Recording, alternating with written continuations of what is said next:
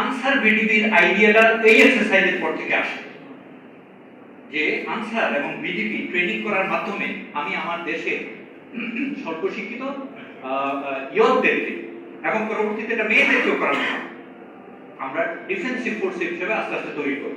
বিশাল একটা ব্যাপার। এখন সেটাকে কি করেছে জানেন গত সরকার?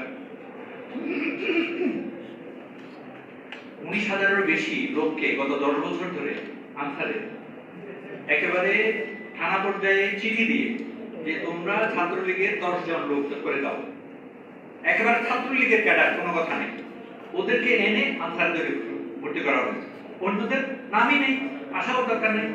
এইভাবে পলিটিশিয়ান যখন হয়ে যায় তখন তো এটা গণতান্ত্রিক রাজনীতির জন্য একটা আশঙ্কাজনক।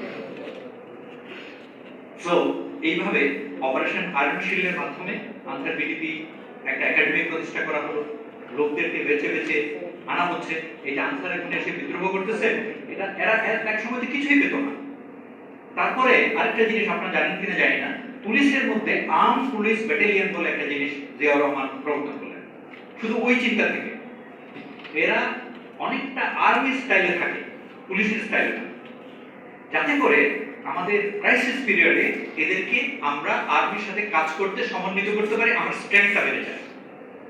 সো পরবর্তীকালে জাতীয় প্রতিরক্ষার যে ধারণা প্রস্তুত এবং প্র্যাকটিস করা হয়েছিল তা হলো এরকম মোটা দাগে, দেশের প্রতিরক্ষার প্রাথমিক দায়িত্ব থাকবে নৌসেনা এবং বিমান বাহিনীর উপর, এটা ঠিক আছে। সীমান্তরক্ষী বাহিনী এবং কোস্টগার্ড, আগে কোস্টগার্ড ছিল না, এই কোস্টগার্ড শান্তিকালীন সময়ে সীমান্তের দায়িত্ব পালন করলেও যুদ্ধের সময় যেন ওরা সম্পৃক্ত হয়ে আর্মির সাথে কাজ করতে পারে, সেই জন্য আমাদের এক্সারসাইজের সময় ওদের অফিসাররা আসে। এবং আপনারা জানেন বিডিআরে অফিসার হিসেবে আর্মির সেনাবাহিনী থেকে লোকরা যায়, এটা পয়সা কামানোর জন্য না। যারা দুর্নীতিবাজ তারা করবে এরকম, তাদেরকে শাস্তি দিতে হবে, কিন্তু এটা পয়সা কামানোর জন্য না, এটা হলো সমন্বিত করার সহজীয়তার জন্য। কমান্ড স্ট্রাকচারে যেন সুন্দর হয়, আন্ডারস্ট্যান্ডিং যেন ক্লিয়ার থাকে। See what a wonderful idea.